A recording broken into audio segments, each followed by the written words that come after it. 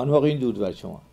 قبل از هر چی فرارسیدن سال 2017 رو به شما تبریک میگم. امیدوارم سالی مهمتر از هر چیز مملو از سلامتی و خوشحالی براتون باشه. در بخش اول برنامه تلویزیونی آکادمی فوتبال پارس با هم صحبت کردیم و گفتم که ما هر هفته پیام‌های آکادمی رو به این وسیله به شما خواهیم گفت. من فکر کنم وبسایت آکادمی پارس برای همه خانواده ایرانی که به آکادمی میان جالبه، چون ما تصمیم گرفتیم که برای هر عضوی از آکادمی یه صفحه مخصوص خودشی داشته باشیم، عکسش باشه، ویدیوش باشه، مصاحبه میشه باشه، در جشن شرکت کنه، جایزه میگیره و به طور هفتگی و ماهانه گزارشی از کارش هم در صفحه مخصوص خودش خواهیم نوشت که البته سعی می‌کنم به دو زبان فارسی و انگلیسی باشه. به هر حال کار زیاد ساده نیست، ولی چون دلم میخواد که یه کاری منحصر به فرد باشه، یه مقدار خواهشم اینه که همکاری کنیم و من فکر کنم یکی از چیزایی که نیاز یه کاری دست جمعی همکاریه و من همیشه گله‌مند به خاطر فشار زیادی است که رو آکادمی هست. ببین من میتونستم مثل خیلی کسای دیگه، الان بغل اون برای دو تا تیم، سه تا تیم انگلیسیه، از همه اونا این کار بهتر بلدم. یک شب بیام به مسئولیت دیگه کار نشم، مثلا اخلاقی بچه‌ها هم مهم نباشه، خیلی چیزا رعایت نکنم، فقط بیان اونجا یه ساعت دو ساعت تمرینشون بدن برن، تموم شد. ببین ما با شما یک در واقع زندگی ورزشی میکنیم. ما حتی رو رفتار و کردار بچهای شما دقت میکنیم، تلاش میکنیم نوع رفتارشون حتی تغییر کنیم. به همین که خود بسیاری از شما میگین که چقدر نظم پذیرتر شدن، این خودش خیلی مسئله مهمیه.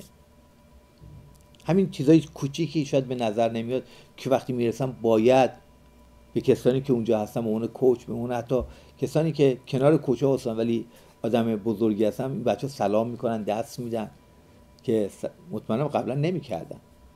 بحثم اینه که ما داریم یه مجموعه رو با هم پیش میبریم که فقط مسئله فوتبال نیست.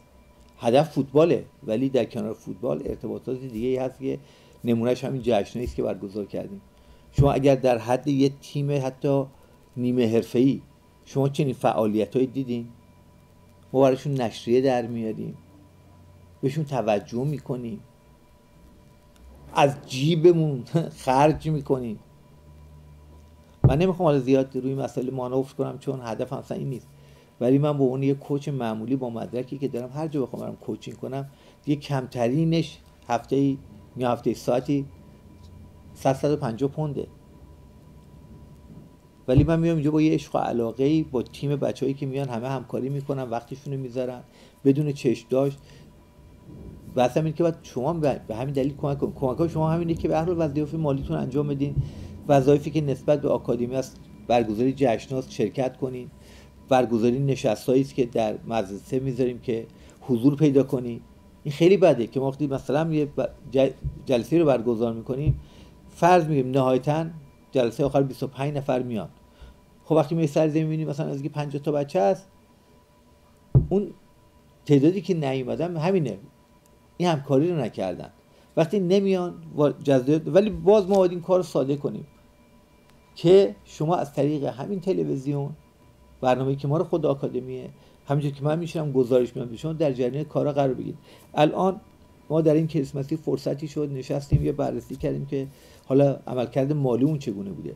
واقعا میگم ما نزدیک چند هزار پوند هزینه کردیم که زیادتر از درآمد اون بوده، یعنی ضرر کردیم، کلمه سادهش.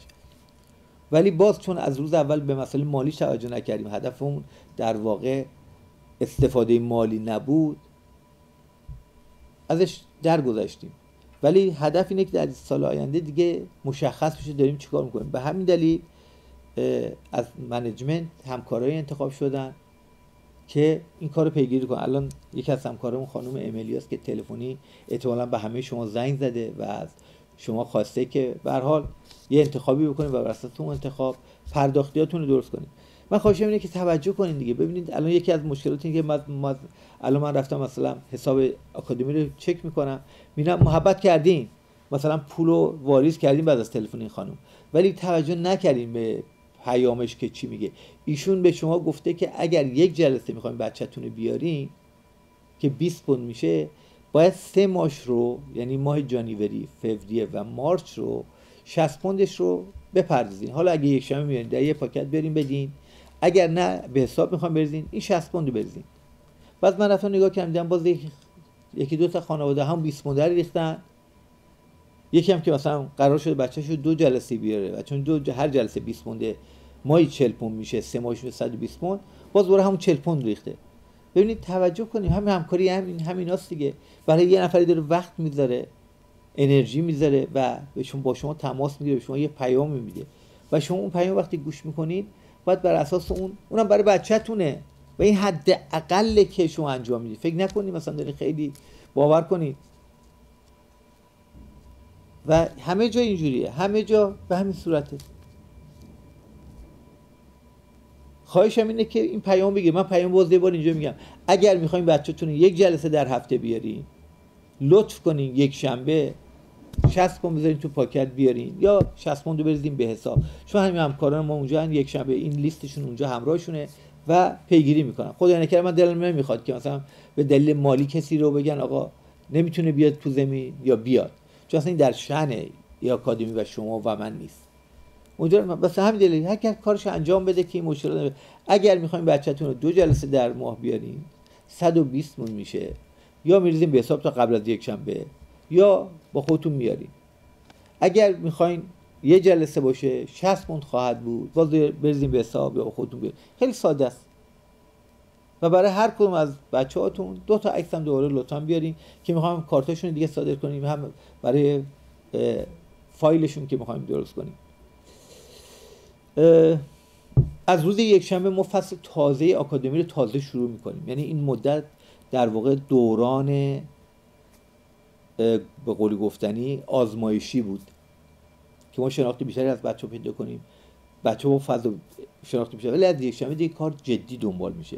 یعنی هر بازیکنی دیگه مجبور هر ماهه تست بده و اگر تستاشو پاس نکنه، واقعا میگم، و کمکاری کنه در این زمینه، ما در کمال شرمندگی عذرشو خواهیم خواست. و این خیلی جدیه. یعنی ما یک شنبه اینو با خود بچه‌ها صحبت میکنیم که بدونن اینا جدیه. تستای تکنیکی باید بدن، تستای فیزیکی باید بدن و یه مقدار نسبت به سن‌های مختلف تستای تاکتیکی. اگر ببینیم خب اینها در این آکادمی اون بازدهی رو ندارن، دیگه انرژی و وقت اون رو حقیقتش بگم، گفتم با کمال شرمندگی، صرف این کار نخواهیم کرد. هرچند من اعتقاد دارم، واقعا اعتقاد دارم این بچه‌ها پر از استعدادن، فقط باید ببینیم فضای خونه و به قول گفتنی مدرسه کمین آکادمیه با هم همکاری کنن و این بچه رو بیارن تو خطی که فقط بهش بگن اونجا هر چی میگن باید گوش کنی، هر چی اونا میگن درسته. اون که بچه میگن حمایتش نکنین، چون بچه که عقلش نمیرسه که تو شرایطی نیست که بدون چی درسته چه غلطه. بالاخره ما که با این سن سال اونجا واسدیم، مسلما یه بچه نونهال یا نوجوان و جوون این مسائل بهتر میدونیم. این است که حمایتتون باشه که فقط بگین هر آنچه که در مدرسه گفته میشه، چه انضباطی، چه تکنیکی، چه فنی. بعد همینه که همکاری کنید. در نهایت بعد از حرفای من شما میتونید بخشای ویدیوها رو ببینید. چند تایی از پدر مادر اونجا صحبت کردن، پیام تبریک کریسمس دادن، هست خود بچه‌ها یکی یکی خودشون صحبت کردن و خودشون رو معرفی کردن. به هر حال این جالبه، دیدنی، قشنگه. میگم هیچ جای این کارا رو برای هیچ کس تو آکادمی انجام نمیدن. و دومی که این همکار ما که میاد با دوربین، ببینید همین این هزینه است که این میاد اینجا کارشه، ما باشه پرداخت می‌کنیم که برای شما بهتر بشه. وقتی میان باتون صحبت کنید در مورد بچه‌تونه، نظرتون رو بگین. از دوربین چرا فرار میکنین؟ دیگه این زیباترین کاری است که میشه توی مجموعه خانوادگی انجام بدید. ما یه خانواده ایم و همینطور که می‌بینید این وبسایت محل نمایش این همبستگی و دوستی و در واقع رفاقت ما با همه. اینا رو دریغ نکنین، استقبال کنین. اتفاقا چه اشکالی داره؟ میخواین در باره انگار بچه‌تون از مدرسه میاد ازتون بپرسن خب نظرتون چیه؟ اونجا شما نمیرین واسه ببینید بچه‌تون چیکار میکنه، اینجا میرین واسه ببینید بچه‌تون چیکار میکنه. و اشکال نداره خوبیاشو بگین، بدیاشو بگین، نظر بدین. به هر حال تمومش کنم، خواهشم اینه که تا یک شنبه یه تعیین تکلیف خودتون بکنید، چون ما خودمون تعیین تکلیف کردیم یک شنبه اصلا کامپلیت همه چیز عوض میشه. یعنی شما خواهید حتی شکل شمایل کوچینگ عوض میشه، وسایلی که باید استفاده شه عوض میشه، نوع تمرینات عوض میشه و همه چی خیلی جدی‌تر دنبال خواهد شد. امیدوارم که یک شنبه همه با هم یک شنبه زیبا رو با هم سپری کنیم.